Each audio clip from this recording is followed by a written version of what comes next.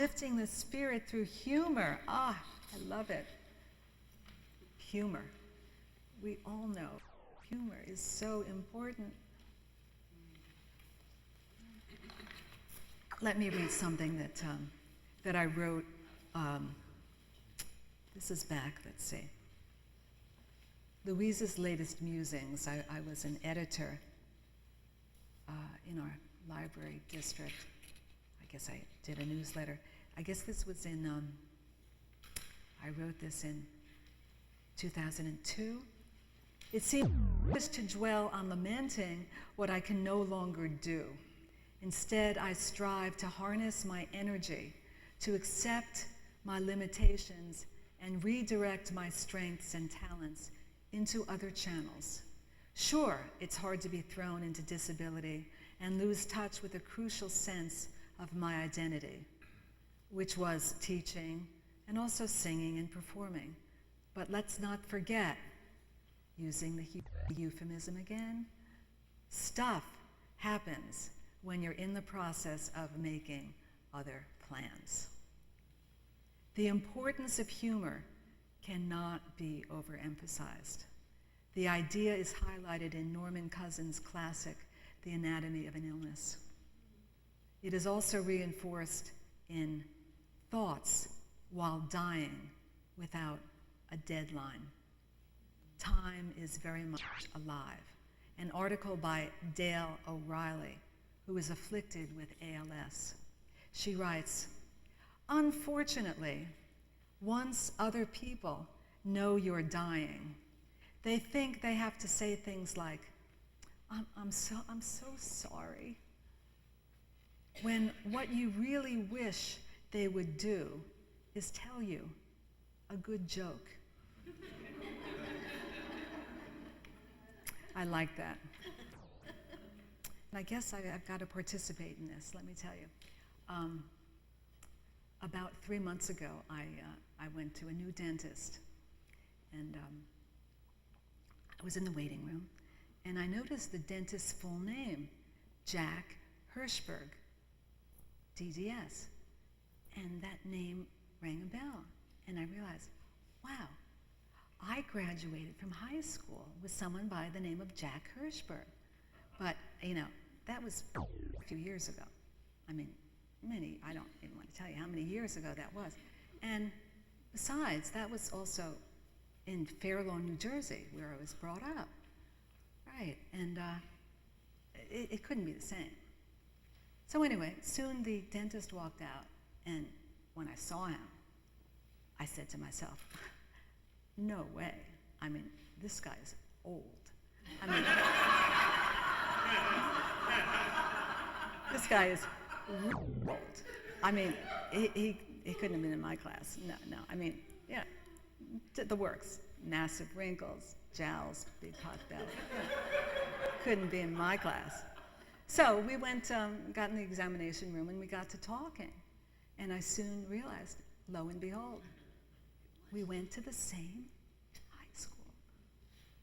And it was Jack Hirschberg. So I said to him, "You were in my class." And he looked at me more closely and he said, "Really? What did you teach?"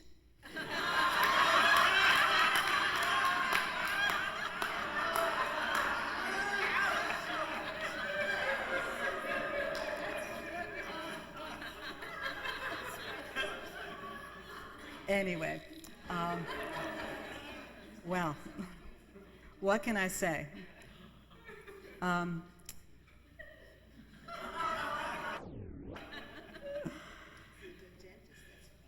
Moving on. The Serenity Prayer. The words are in your service. The Serenity Prayer. I think many of you are familiar with this. I think it's one of the most beautiful prayers. And please grant me the serenity to accept the things I cannot change, the courage to change the things I can, wisdom to know the difference. I had to put this to music, and I'm going to share it with you, and let's see we can do with it.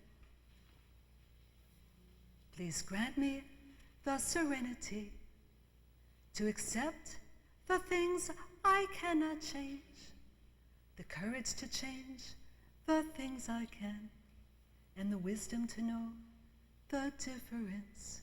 I'm going to sing this a couple of times to get the feeling for it and sing along with me. Please grant me the serenity to accept the things I cannot change, the courage to change the things I can, and the wisdom to know the difference. Please grant me the serenity to accept the things I cannot change, the courage to change the things I can, and the wisdom to know the difference. Please grant me the serenity to accept the things I cannot change, the courage to change the things I can, and the wisdom to know the difference. Let's whisper that. Please grant me the serenity to accept the things I cannot change, the courage to change the things I can, and the wisdom to know the difference. Now normal voice last time. Please grant me the serenity to accept the things I cannot change, the courage to change the things I can, and the wisdom to know the difference. Okay. I was very inspired by Linda Noble Toff, that's T-O-P-F, the words that she had to say in a book she wrote, "You are not your illness."